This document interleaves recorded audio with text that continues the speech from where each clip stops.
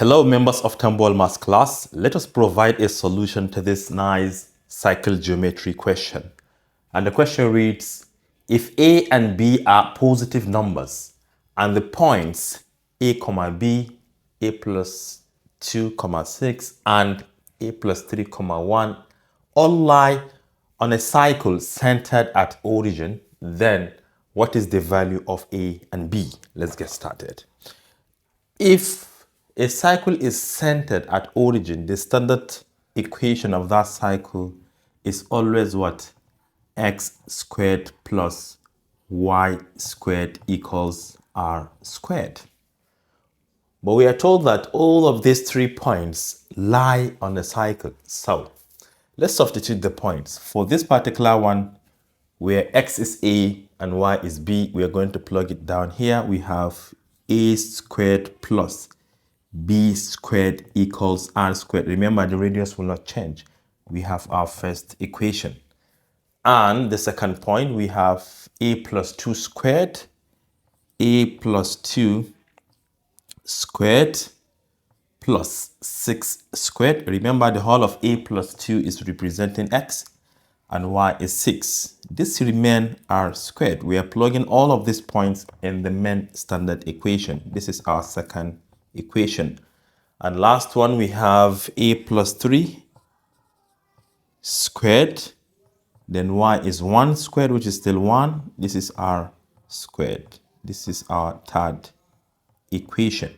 So I would like to solve equation 2 and equation 3 first, because in equation 2 and 3, we only have a variable e, no b, right? So since their right-hand sides are all equal to r squared, it implies their left-hand side must also be the same. So it means that this is equal to this. We have a plus 2 squared plus, let me just write this, 6 squared. This is equal to a plus 3, the second equation, squared plus 1 squared, which is still 1. So let us expand. Using binomial or applying binomial expansion, we have only 2 times to the power of 2. You take the first term a, you square that.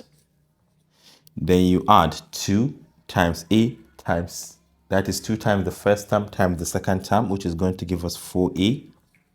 Then plus second term squared, which is what? 4. 2 squared is 4. Then 6 squared is 36. Then the right hand side, first term squared is a squared. 2 times the first time the second, which is 6a. Then plus 3 squared is 9 plus 1. Let's further simplify. Okay, I can see a squared and a squared will cancel definitely. And we have 4a here. And this is 40, right? 40, 4 and 36. And to the right hand side, we have 6a. Am I on the right path? Yeah, plus 10. Plus 10. So we are going to collect the like terms. What should we do here? I think I can take 4a over to the right and bring back 10a. This is going to give us 40, or let me say 4a. No, let me start from the right hand side. All the same, it doesn't matter. I can say 6a minus 4a, 6a minus 4a, which is equal to 40 minus 10.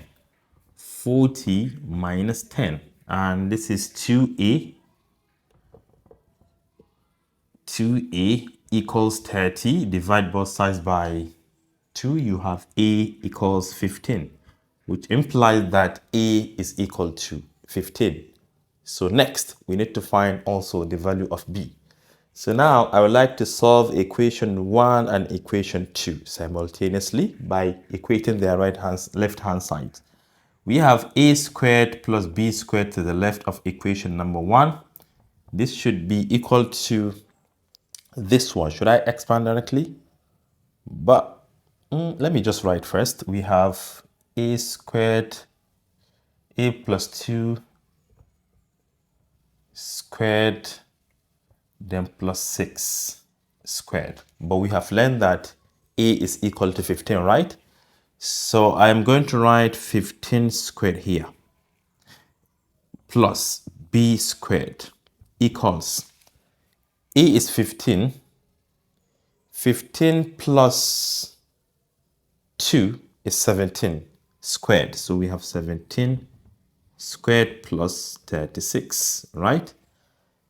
Take 15 squared to the right, you have b squared left equal to 17 squared minus 15 squared as it crosses over. The reason I don't want to expand this, in order not to make mistakes, this is nothing but difference of two squares.